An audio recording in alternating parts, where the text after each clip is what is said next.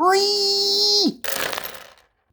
What is up, yellows? Wild Pikachu 56 here, back with part 2 of the complete history of Five Nights at Freddy's.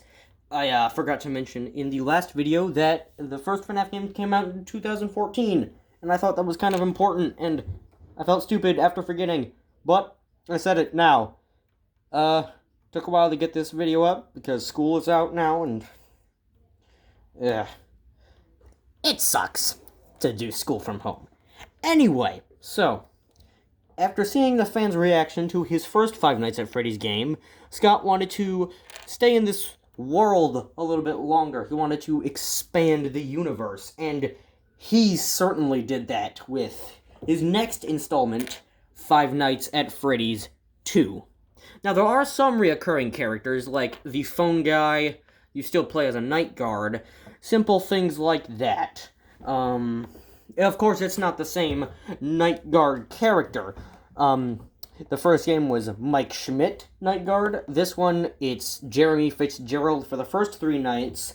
And then the last custom night, Night 7, was Fritz Smith. Also, I forgot to mention that there are actually 7 nights in the first game. This bonus 6th night and custom night 7.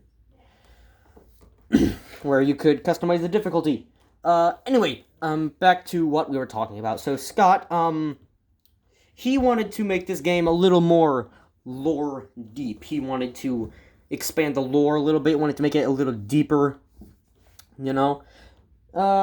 So yeah, he certainly did that with the second game, like I said. So, let's get into the roster of animatronics that were in this game. To start off, we have the withered animatronics. We have withered Freddy, withered Bonnie, withered Chica, and withered Foxy. They all look different, like the suits that are on the endoskeletons look different in the second game than they did from the first game, but that will be explained away in a minute. As you can see, Chica's got a wide, gaping beak. Freddy's a little darker, just to distinguish him from the other Freddy. Interestingly enough, the withered Foxy is actually less withered than the Foxy from the first game. And of course we got withered Bonnie, who doesn't have a face. He has no face. His face has been ripped off, as well as an arm. So, there we have the withered animatronics. I will explain, like, the lore and stuff to this game in a minute. Now let's bring to center stage the new animatronics. Next up we have the toy animatronics, the new cutesy kid-friendly versions of the animatronics that we all know and tolerate. We have Toy Freddy, Toy Bonnie, and Toy Chica. Yes, they are very cutesy, and they're built in with facial recognition to make sure that another crime does not get committed at this new Freddy Fazbear's location, which I will go more into depth in a minute. There's not really much to say about Toy Freddy and Toy Bonnie, so let's move them back. But Toy Chica, when she goes on the attack, she actually takes off her beak. I don't have a separate, little micro fake to display her like that at the moment, but wait a minute. I'll be right back. I need to check something. I just need to double check. Wait a minute. I will be right back. Yeah, it looks something a little bit like that. I would have put the pink cheeks on the other one, but I don't currently have a pink stud in that color. But this is essentially what it would look like. I don't think I need to make a showcase for this because it's really just Chica, Toy Chica without her beak. So I don't need to put this in a showcase. But, you know what? I'm going to do it anyway. You go with the others. Toy Chica without her beak. Alright, back to what I was saying. There was a Toy Foxy, but, it's not called Toy Foxy in this game or in any other games that it has shown up in, the fixed version at least. This is Mangle. So, it doesn't stand up. And I don't think it needs to, because it is literally just a pile of parts. That is it. It's just a pile of parts. That is literally it. So, the story behind this character is that it was once a complete animatronic, and they thought that the original Foxy, now withered, was too scary for the kids, and they wanted to make it more kid-friendly, but the kids kept breaking it, and so they just left it as this take-apart, put-back-together attraction, and, it's terrifying. Also, it has 2 heads. This doesn't, but the actual Mangle does. One of the only flaws of doing this with microfigs is that you don't get all the details, so you'll just have to look it up for yourselves, but you don't really need to look at the characters to understand what exactly it is I'm talking about. Anyway, on to some actual new characters. We start off with Balloon Boy. Like that, yeah, that's Balloon Boy. He sells balloons, and on the nights, he steals your flashlight batteries, because there are no doors. There are only, vents and a hallway in front of you, and you have a flashlight to look at the animatronics, and then you put your mask on if they come into the room. So, yeah, he steals your flashlight batteries, and he's just a pain in the neck. Because sometimes Foxy goes into the hall, and how you get rid of him is that you flash him with your flashlight. And then this guy shows up, and he steals your batteries. And then Foxy's like, ooh, time to die. So everyone hates this little ball, this little marble flake. Dead. Let's put you with the rest of them. Okay, there is... Golden Freddy is in this game as well, except he's missing an ear. Yeah, and his jump scare is... I'm not making this up. His head, this isn't really his head, it's just his head comes out of the hallway and just flies in your direction. It makes no sense. But it's that kind of makes no sense that I love. Also, let's see. Another new character, the puppet. So, over by the prize corner, there is a music box that you have to wind, every now and then. And if you fail to do that, you meet the puppet. It literally just kills you. It's slender and slick, and I will go more in depth to it when I talk about the lore. Yeah. Alright, you go there. Now onto some, Easter egg characters, and, yeah. First off, we have the Endo 2. There was an endoskeleton in the first game, but this one is just an Easter egg. There's no threat to you whatsoever. It's just there because it is. Dawko was actually the first one to find it and get it on film. And he posted his video, and he said the F word, and everyone looks back at that video as the day that they lost their marbles. What was I talking about? Oh yeah, Five Nights at Freddy's. Okay, so there are 2 mysterious, unexplained ones. We have Shadow Freddy and RXQGL something something, aka Shadow Bonnie. They're only Easter eggs, but Shadow Bonnie does crash your game. And that's it. There is lore behind them, though. But I will go more in depth to that in Five Nights at Freddy's 3, when we talk about that. So you go over there. And there are certain death mini-games where when you die, you get taken to an 8-bit minigame. And, stuff happens. And, one occurring theme through all of them is the purple guy. He's called the purple guy because he's purple. That's it. He's just a purple guy walking around, and just people call him the purple guy.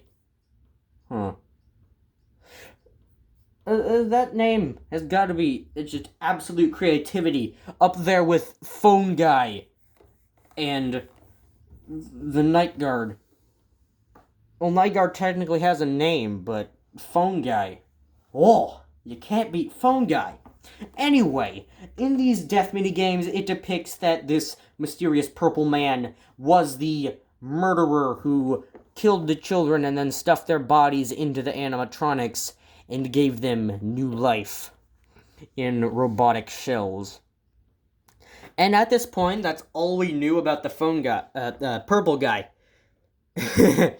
Dang it slipped out. But people thought that he was the phone guy, because in one of the mini games, he's holding something and it kind of looks like a phone. So, yeah, that's what we thought back then. Now, at this point in the series, he didn't have a name, so we just called him the purple guy, and we still call him the purple guy, except when we call him by his actual name, which I will get into when we talk about the Silver Eyes novel after the Five Nights at Freddy's 4 video. Lore. Scott Cawthon, this Chad of Chads, he made this game amazing. And by that, I mean, he made it a prequel to the first game, but in this game, the phone guy references that there was an older Freddy Fazbear's Pizza before this one, and before the Five Nights at Freddy's 1 game. That's where these guys came from. And at the end of this game, the toy ones are scrapped, and these ones go on to the Five Nights at Freddy's 1 location, and are there.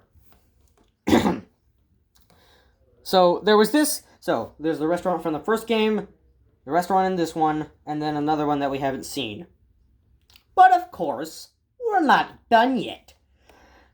Because other than these, there was also another one called Fredbear's Family Diner. That was it. That was all we knew about this other location. It was called Fredbear's Family Diner. That's all we knew at this point in the story. And, what else was there?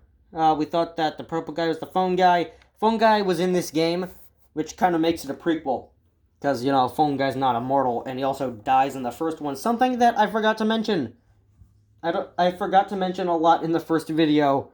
It was kind of just slapdash and just go with it, because it was the first game, and I didn't really have to talk about the other ones yet, which kind of made me forget that there was stuff in the first game that was actually important still. Oh, yeah. Okay. The puppet. So, in these death minigames, the puppet is depicted as this, it was depicted as what we assumed was the first victim of the purple guy, and the puppet wants revenge. The puppet wants to stop the purple guy from causing more harm. So, the puppet gives life to the animatronics. The spirits, couldn't really fully possess the animatronics, and move around as them. They were kind of just there. They couldn't really control anything. But the puppet allowed them to gain control of their animatronic bodies. So the puppet is very, very important to the story. Also, this game takes place in the year 1987. That should sound familiar, unless I forgot to mention it in the first one, but I doubt it, because this is by far one of the most important things that we still don't have an answer to. People believe that the toy animatronics were scrapped not only because they couldn't find the criminal, but because one of them, Mangle in particular, caused the bite of 87, which prevented all animatronics from being free roam in the day and only allowed them to be free roaming animatronics at night. Yeah, that happened. People think that it was Jeremy Fitzgerald who was the bite victim. I don't really know for sure. No one really knows for sure who the bite victim was. But, it's still up to interpretation. Now, Shadow Freddy and Shadow Bonnie I will get into later FNAF 3 video because they play a critical role in that one, especially. Yeah, that's it for this one. Hold on, let me think. Let me think, huh. There's 7 nights, the mini games. Yeah, that's it. I got it. That's everything from Five Nights at Freddy's 2. The next one will be Five Nights at Freddy's 3. I am working on some more microfigs, not just for Five Nights at Freddy's, but for other things.